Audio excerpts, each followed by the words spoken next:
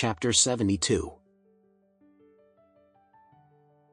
Overnight, the grand wedding at the Orem Grand became the hottest topic in the city. However, the bride and groom of the wedding remained unknown. Alex drove the modified BMW 340 and went home with Emma. Emma was still immersed in great happiness, almost as if she was laying in the center of Cloud 9. She couldn't help but ask, "How did you book the Orem Grand? They've never allowed that ever." Alex smiled coyly and said, "Frankly, the senior executive of Orem Grand is a good friend of mine back at the orphanage. We used to share our hard and difficult times together, and I always shared half of my steamed bun with him, so when I asked him for a favor, he said okay." Emma nodded lightly. "Oh, I see. Why haven't I heard about this before? I have a lot of friends at the orphanage. I might need at least 5 days to talk about all of them. I've never mentioned anything because I thought you didn't like listening to it."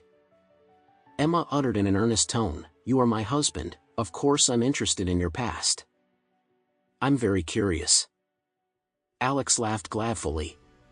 "Okay then, I'll tell you more." "All right."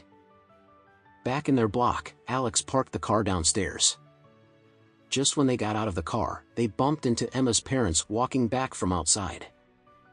Elaine, Emma's mother, shrieked when she saw them. "Emma, where did the BMW come from?" Trump, Emma's father, had sparkles in his eyes when he saw the car. "Wow! BMW. Emma, it's this your new car? You're quite a big spender, huh?" Emma hurriedly clarified, "Mom, Dad, I didn't buy the car, it's Alex's." "Alex?" Trump frowned, curious. He turned to Alex and asked, "Where did you get the money to buy this car? You used Emma's money, didn't you?" Alex waved his hands frantically. "No, Dad, I bought this with my private stash." Elaine pulled Trump and circled the car to take a better look, and then pouted, "Huh. You're staying under our roof and we pay for your food, but you don't even know to flatter us when you have the money to buy a BMW. You ungrateful bastard." Emma hurriedly said, "Mom, don't say that about Alex." There was a hint of jealousy in Trump's tone as he said, "Huh, he even bought a 340, does he think he deserves such a good car? I think the base series is enough for him to show off." Elaine said coldly, "I'm telling you, your dad doesn't even own a car yet. At his age, you'd better let him enjoy life more. Otherwise, it will be too late."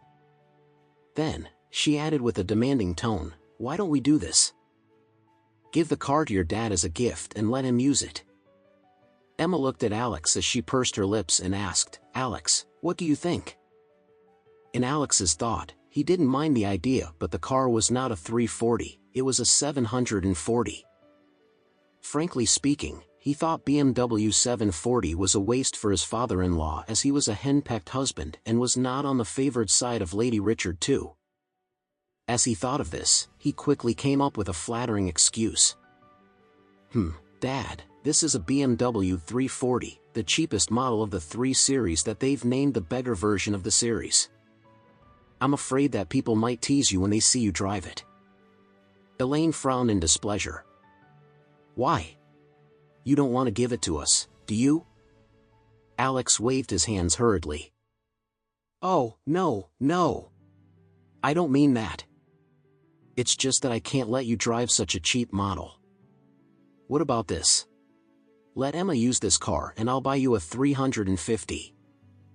It's one class higher than 340 and it'll boost your reputation more, don't you think?" Elaine frowned again, curious this time. "You still have money to buy 350? "Yes, I still have some money in hand since I only made a down payment for this car. Don't worry, I'll bring you to the showroom for car shopping tomorrow morning."